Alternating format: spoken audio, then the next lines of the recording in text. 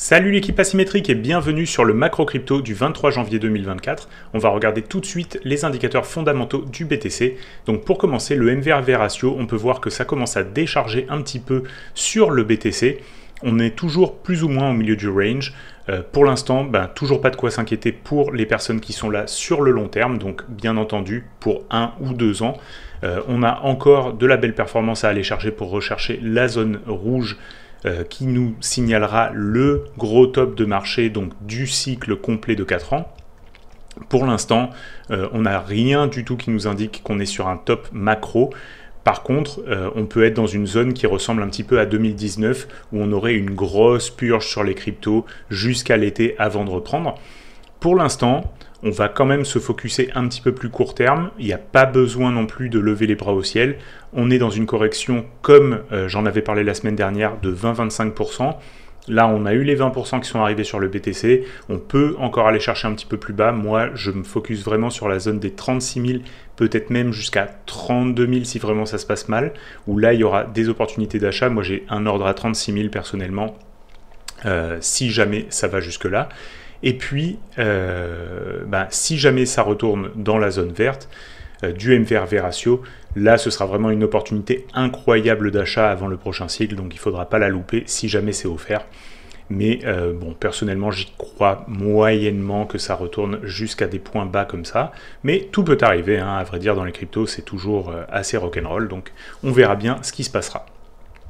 Au niveau du NUPL, là on voit qu'on a commencé à bien décharger, donc là ça commence à devenir plus intéressant de regarder les graphiques et de voir quand est-ce qu'on va vouloir s'exposer.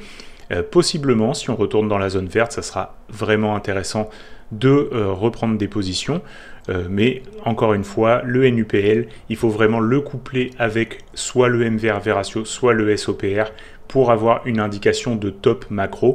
Là, pour l'instant, on a eu une belle petite surchauffe et on est en train tranquillement de décharger. Au niveau du SOPR, lui, toujours rien de très inquiétant. Pour moi, tant que la zone des 6 n'est pas dépassée, on n'est pas sur une énorme surchauffe de marché, mais on voit qu'il y a eu un petit peu de déchargement des holders de long terme sur l'annonce des ETF et que ça continue tranquillement. Donc, il faut quand même rester un petit peu prudent. Là, on voit que ça commence à tranquillement se calmer.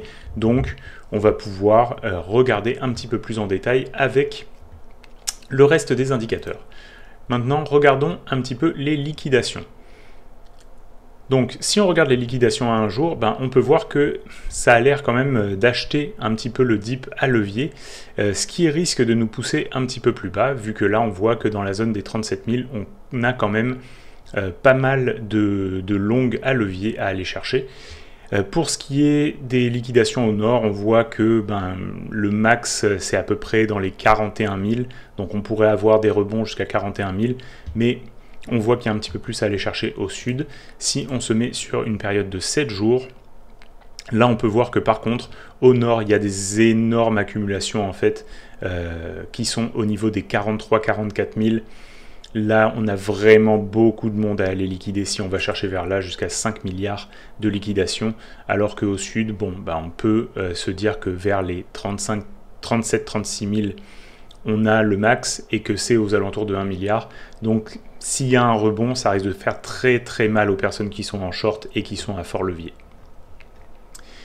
Maintenant, si on regarde un petit peu l'intérêt sur Google Trends, on peut voir que c'est quand même relativement bien redescendu. On est toujours quand même sur un intérêt de recherche qui est un petit peu plus élevé que ce qu'on avait en 2019.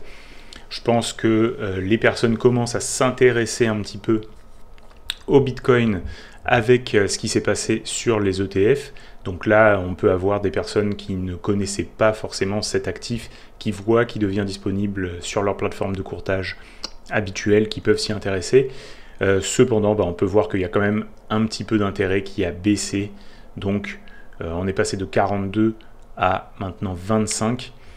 Donc, on peut se dire que là, le pic d'intérêt local est passé. On peut avoir un petit peu de désintérêt qui se crée, un petit peu de variation qui va se créer à partir de là. Et donc, c'est normal si on voit aussi un peu de désintérêt avec le prix qui baisse.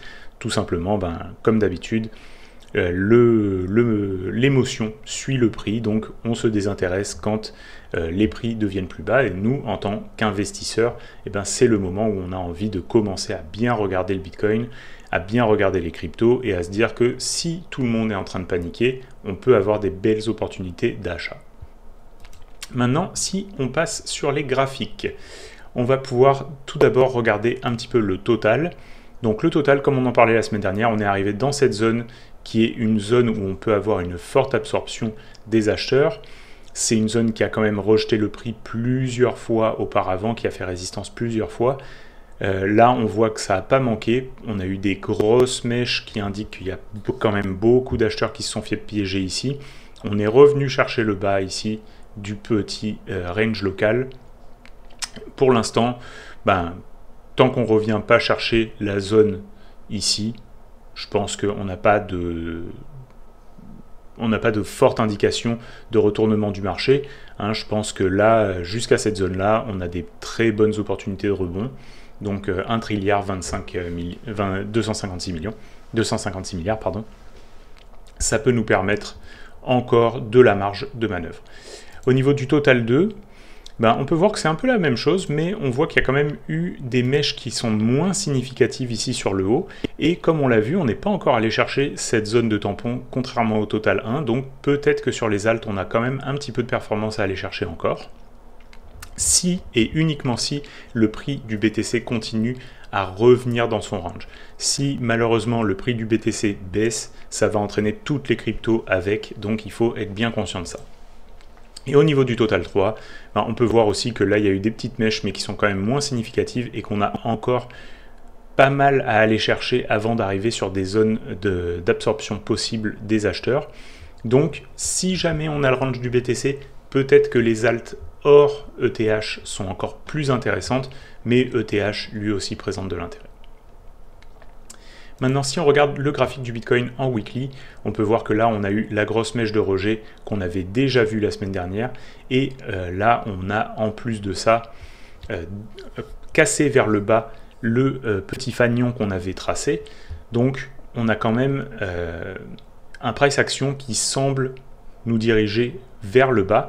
Moi, je pense que ça a causé quand même pas mal de peur. Et si on passe en daily, on peut voir que on a eu l'événement que j'attendais la semaine dernière, c'est-à-dire le swipe des lots ici. Donc là, on est venu chercher toutes les liquidations de toutes les dernières personnes qui étaient venues et qui ont placé leur stop ici, tout simplement. Donc là, moi, si on réintègre dans ce range-là, je suis assez chaud de racheter du BTC pour venir le vendre sur la zone des 44-45 000. Pour l'instant, on n'est pas encore réellement réintégré, donc on va voir qu'est-ce qui va se passer. Si on continue vers le sud, pour moi, j'ai la VWAP ancrée ici sur la zone des 37 000 qui est très intéressante à racheter. En plus, on voit qu'on a eu de la consolidation sur ce niveau-là, donc il peut y avoir un beau rebond assez significatif. Et en dessous, là, on a tout simplement cette zone-là, qui est une zone qui a été bien travaillée par le passé, qui a provoqué des rebonds, notamment ce magnifique rebond de juillet 2021, dont je pense qu'on se souvient pas mal tous. Donc, il peut y avoir quand même de l'intérêt à revenir acheter dans cette zone-là si ça se présente. Pour l'instant, moi je vous dirais de ne pas paniquer, de regarder tout simplement le graphique, et si jamais on a une réintégration au-dessus, on va pouvoir déjà avoir un bon petit trade. Et si ça continue à consolider là-dedans, regardez tout simplement vos altcoins, et là, il va y en avoir qui vont skyrocket, donc on va pouvoir se faire plaisir. Maintenant, je vais vous parler de quelques cryptos que j'ai notés qui avaient un potentiel intérêt. Donc on avait déjà vu Aptos la semaine dernière, je vais vous le représenter quand même rapidement. Aptos contre le BTC,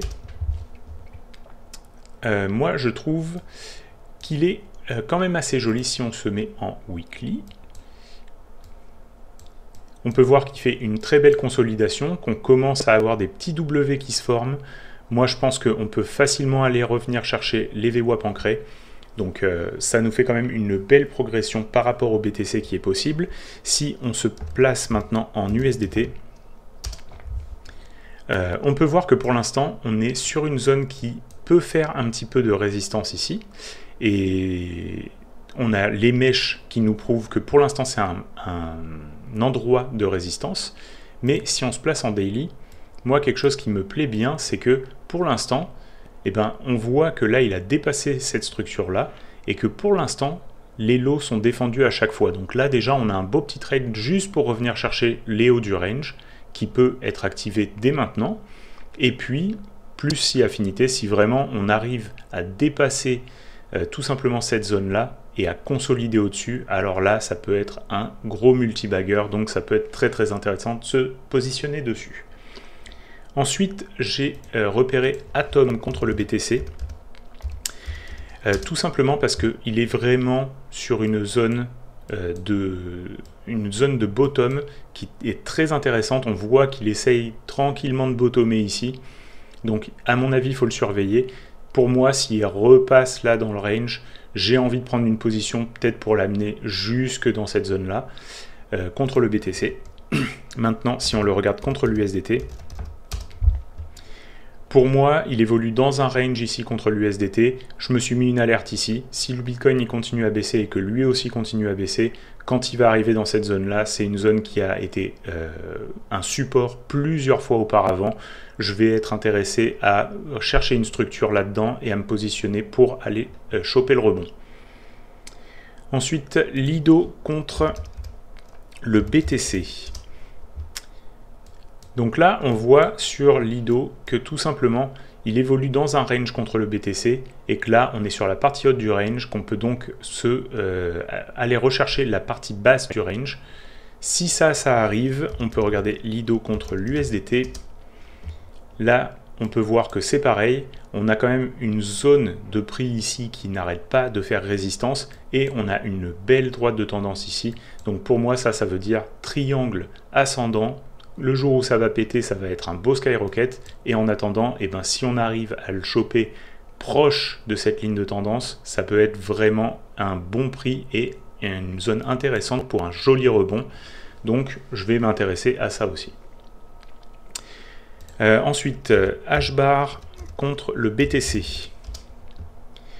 Lui aussi, on peut voir qu'il est sur une zone vraiment de support de long terme contre le BTC.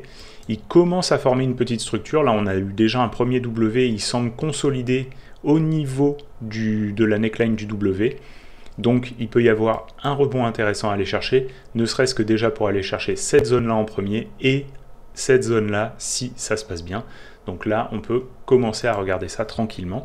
Et si on regarde H-bar contre l'USDT, et bien là aussi, c'est assez intéressant. Pour l'instant, il est dans un range qu'on voit très très bien se dessiner ici. On voit qu'il essaye de faire des petites structures en W. Moi, personnellement, je me suis mis une alerte ici. S'il revient vers le bas de range, je vais simplement chercher une petite structure, le ramener vers le haut du range, sortir une bonne partie de ma position et garder un petit back gratuit pour aller chercher encore un petit peu plus haut dans cette partie-là du graphique. Et puis ensuite, CFX contre le BTC. Donc lui, on peut voir que là, il a eu une belle purge et qu'il est en train de consolider. Il commence à nous faire un beau petit pattern de bottom, on dirait presque un rounded bottom. Donc là, celui-là aussi, si ça se présente, je vais commencer à bien regarder la structure et à essayer de le ramener vers le haut de son range contre le BTC. Si on le regarde donc CFX contre l'USDT,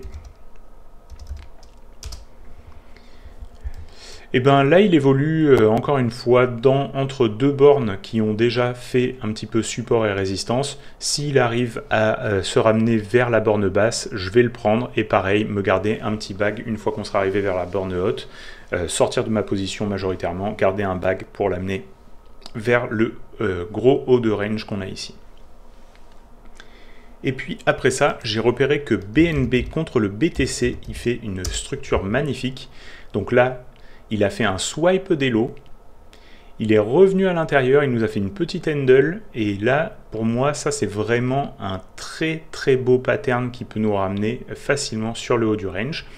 Maintenant, si on le compare à l'USDT, donc là, on peut voir que BNB contre l'USDT, il est dans un range, ça fait un moment qu'il évolue dans ce range, et là, pour l'instant, il est sur le haut du range, donc j'ai pas du tout envie de l'acheter ici, mais par contre, s'il revient vers le bas du range, là, je vais vraiment vouloir re-rentrer en position pour le ramener sur le haut du range, et encore une fois, me garder un bon back gratuit avant le prochain bull run, s'il y a un bull run. Donc là, pour moi, BNB contre le BTC est magnifique. Contre l'USDT, on va attendre le bad range et se positionner. Voilà, j'espère que je vous ai apporté beaucoup de valeur. Si vous avez aimé la vidéo, n'hésitez pas à laisser un commentaire, à mettre un like et à vous abonner. Et puis je vous retrouve la semaine prochaine pour un prochain point macro sur les cryptos. Allez, bye!